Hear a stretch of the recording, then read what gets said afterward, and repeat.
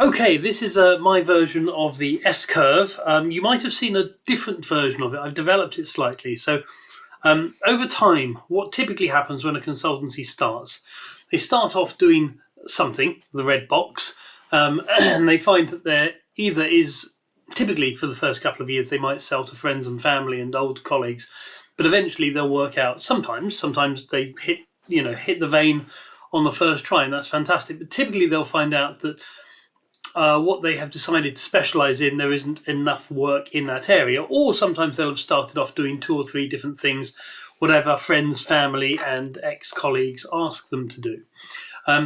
And if that isn't generating sufficient revenue or profit, they will add more and more things on. And now what you'll find then is that you get to a point, typically at the bottom of this desperation pile, where you're doing lots of different things. You're very busy all the time, but you're really struggling with growth. And the reason for that is, and this is the first kind of inflection point that a lot of consultancies hit. And very often that, this could be, a one-man band or one-person band, or it could be, you could have up to 20, 30, and I've even seen 100 person firms that have got this big but really can't get the margins because they don't have the economies of scale and the economies of scope that are needed to grow further. And it's not surprising because clients don't really know what they stand for, and they're spending a lot of time reinventing the wheel. They're spending a lot of time marketing different things, and the company can't really get a unique value proposition. Now, to get past this stage, you actually need to do something that is counterintuitive. So you need to actually start shrinking. Not shrinking in terms of profit, not shrinking in terms of revenue, although that might happen initially as you start to say no to some things. So here you really want to work out what your low revenue, high effort, low margin, low growth services are, and also the stuff that you enjoy less, and start getting rid of it. And then over time, this will allow you to focus down.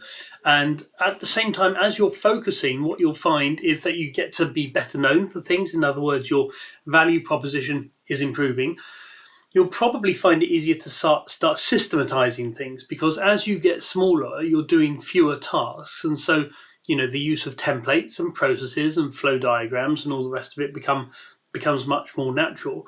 You'll also start to get better at things because you're doing fewer things. Instead of being a decathlon or a decathlete or a heptathlete, you're becoming a sprinter, and you're focusing on one thing and trying to do it really, really well. And you'll be doing more of it. And as you get better with things, your reputation will improve, but also this will allow you to put your prices up. And people find this strange to say, because, I've spoken to some professional service leaders, and they've said, well, obviously the more arrows we've got to our bow, the better. And it's actually not the case. You want to be known, at least initially, for a specific thing that you do really, really well. And then once you've focused, you get to this point of niche and unique value proposition. Now, if you're lucky, when you started your firm, you actually got a high growth niche, a strong unique value proposition. You were well positioned in comparison to the competition, and you could skip that period of desperation and focus.